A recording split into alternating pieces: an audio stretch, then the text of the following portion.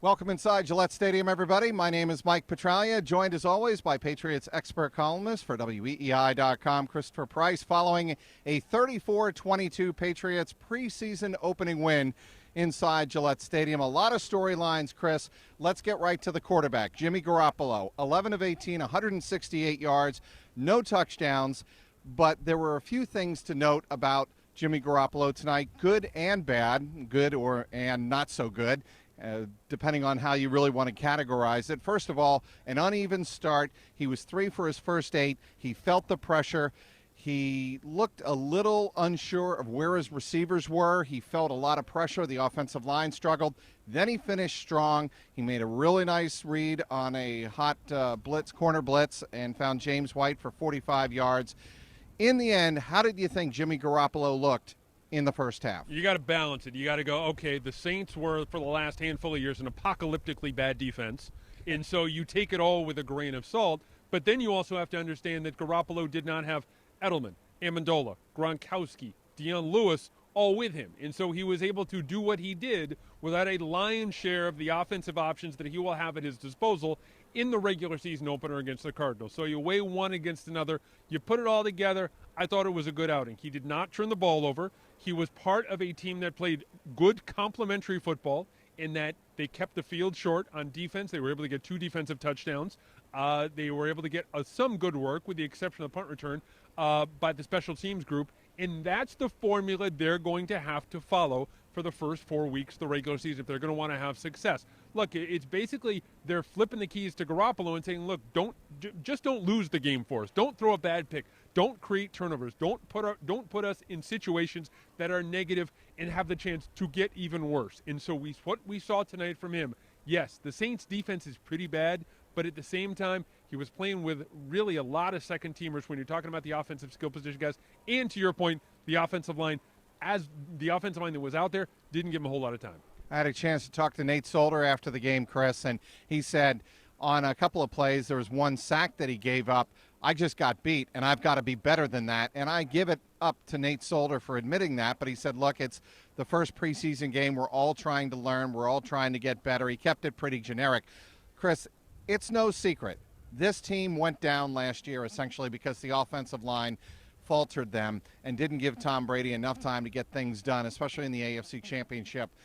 And it's got to get better this year. There's no question about that. Yeah, you can basically lock in Vollmer and Solder as your 2 tackles. Other than that, I think every other position right now is up in the air. I've been very, very impressed, at least so far, by the play of the youngsters, Tooney and Karras. I think they've certainly made their case. I think the center position right now, if you're handicapping it, I think David Andrews has an edge. I think if Brian Stork is healthy, he's the best guy, but quite frankly, he hasn't shown enough durability to stay on the field for a consistent amount of time. We don't know where he is at this stage of his development. So there's a lot of moving parts there along the interior of the offensive line. They have to get figured out between now and September 11th. You had the chance to ask Bill Belichick about the good situational football the Patriots were able to play. I asked Belichick about the heat. Coming into tonight, everybody and their brother and sister we're talking about the heat, the conditions to start this game. It was 85 degrees, but it felt like 95 degrees with a dew point of about 77. And without getting all Weather Channel on you, there was very little breeze in the building, and it was just incredibly humid. It was 70 to 75% humidity. And long story short, asked Bill Belichick about the ability to really get in some good conditioning, not just for the offense, but the defense. And he said that was one of the big things to come out of this game, especially for the starters. We saw the starting offense and the starting defense, or at least a reasonable facsimile of the starting offense and starting defense, play extended snaps deep into the first half, which is a little bit rare, quite frankly, for a first preseason game. And I think, to your point, I think it's a good one that these guys had an opportunity to really kind of feel the heat and deal with some unique weather conditions here. Not completely unique to August, but a chance to be put in some stressful weather situations. You know, you're going to face heat, you're going to face cold, you're going to face whatever, rain, snow, all that kind of stuff over the course of a regular season and in the postseason as well. But I think the opportunity for him to stress them on both sides of the ball with the heat, I think it's, again, it goes back to the idea of situational football, to be able to have to adapt and kind of pick up things, not on the fly, but understand that, look, everything is not going to be perfect all the time, and how you really kind of answer the call in a lot of situations, I think is going to define you as a team. I thought they played relatively well, as well as could be expected, playing a lot of minutes, playing a lot of snaps in this heat tonight. A lot of people think Jamie Collins is going to be the defensive player of the year in the NFL. Tonight was a good start, albeit a preseason game. He played the entire first quarter, and he had a pick six of 38 yards of a Garrett Grayson deflected pass up in the air. He picked it off, ran it down the left sideline right behind us for the first score of the game. A great start for Jamie Collins. The other defensive score in this game was a Trey Flowers, a guy now who has really legitimately got a chance to make this roster and make some noise with the injury to Rob Ninkovich. He had a strip sack, a fumble, and a forced fumble, and a recovery and a return of 18 yards for a touchdown in the second half. Two players I want you to talk about right now and their impact tonight. I think when you look at Jamie Collins, we all know what Jamie Collins is. As dynamic a playmaker as you're going to see in the entire NFL. And again, we were talking before about how the Patriots need to play good complementary football, especially over the first four games. With Garoppolo, I think that's a great example of something that you're going to need to see more of over the course of the first quarter of the regular season. The second play, talking about the Flowers sack, scoop, and score, I think was a fantastic play on his part, not only to have the wherewithal to be able to get after the quarterback, knock the ball away, but pick the ball up in run it in for a touchdown. I thought was a very athletic move. It really was a very athletic move. There's a real opportunity there right now for Flowers. I'm not saying he's going to be a Pro Bowler this year or reinvent the position, but with Rob Ninkovich going down, there's some uncertainty there when you're talking about edge players. And I thought he did very well to present his case this evening. He's going to need to build on that going forward throughout the preseason, the rest of training camp, but it was an excellent start for him tonight. Tyler Gaffney, we'll finish up with another guy that really was a great story tonight. Tyler Gaffney, the third-year player out of Stanford, drafted by the Carolina Panthers. He has missed the first two preseasons the last 2 years.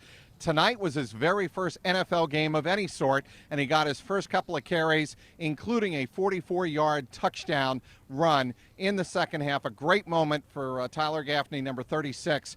And he said everything in the first half, Chris, it was a blur. Then it started to settle in. Your thoughts of how Tyler Gaffney ran the ball? Well, I think he's one of three guys, really, who, maybe two guys, when you look at the back end of that running back depth chart, I don't know if this team could keep Tyler Gaffney and Donald Brown.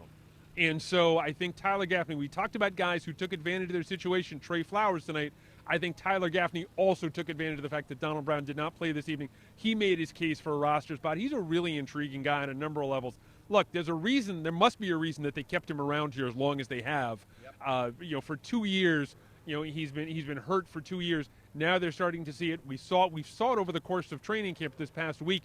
He got an awful lot of reps. We saw it this evening. Again, another guy who's doing an excellent job when it comes to making his case for a spot on the 53-man roster. Okay, that'll be a wrap for tonight, Thursday night. The preseason opener here at Gillette, it was good news mostly all around. By the way, we should mention the Malcolm Mitchell injury. He caught 4 passes on 5 targets before landing awkwardly. He braced his fall late in the second quarter, right after the 2-minute warning. And there are reports that he dislocated his left elbow. We don't know for certain what the situation is. Bill Belichick did not have an update on Malcolm Mitchell afterwards. We should note for some perspective, Chris, that Matthew Slater did pretty much the same thing. Type of injury, yeah. Similar in the final preseason game of 2009. He was back for the Falcon game 3 weeks later. So we'll wait and see what the issue is with Malcolm Mitchell, a very promising rookie out of Georgia.